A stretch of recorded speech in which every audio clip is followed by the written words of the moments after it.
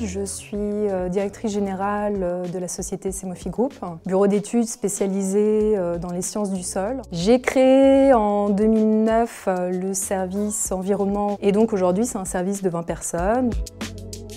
La mission d'un ingénieur spécialisé en cité sol pollué, c'est d'évaluer la faisabilité d'un projet d'aménagement sur un terrain précis par rapport aux problématiques de pollution des sols qui pourraient représenter un danger pour les futurs usagers. Donc sur une opération d'aménagement, il y a généralement deux types de risques. Les risques par ingestion directe, indirecte de terres contaminées et les risques par inhalation de polluants volatiles.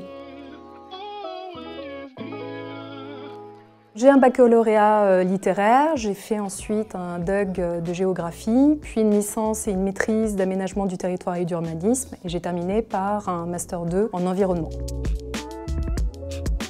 Aujourd'hui, je travaille sur un projet de construction de logements. Sur ce projet, on va avoir des jardins privatifs qui vont être aménagés. Notre mission, ça va être d'aller vérifier sur le site l'absence ou la présence de pollution des sols. On fait également des sondages au droit du bâtiment de plein pied, puisque les bâtiments de plein pied, s'il y a une pollution volatile en dessous, sont beaucoup plus pénalisés qu'un bâtiment sur un niveau de sous-sol, puisqu'en fait le niveau de sous-sol agit un peu comme un espace tampon qui va couper le transfert de polluants volatiles depuis les sols vers l'intérieur du bâtiment.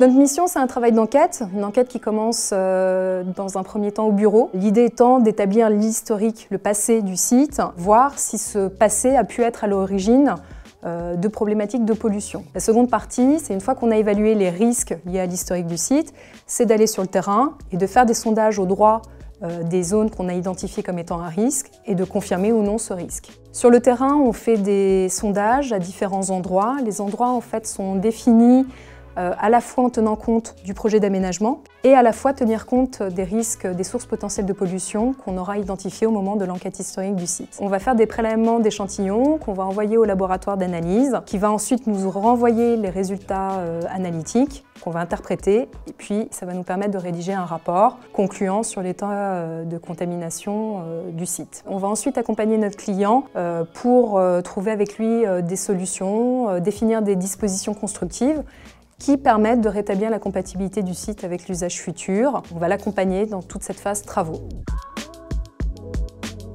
Pour un jeune, travailler dans le domaine de la pollution des sols, je pense que c'est hyper intéressant parce que extrêmement varié au niveau des missions à réaliser. C'est un domaine qui recrute et des ingénieurs, mais pas que. Moi, je suis un exemple que la filière ingénieur n'est pas la seule pour ce type de métier. Donc voilà, à partir du moment où ça nous plaît, ça fonctionne.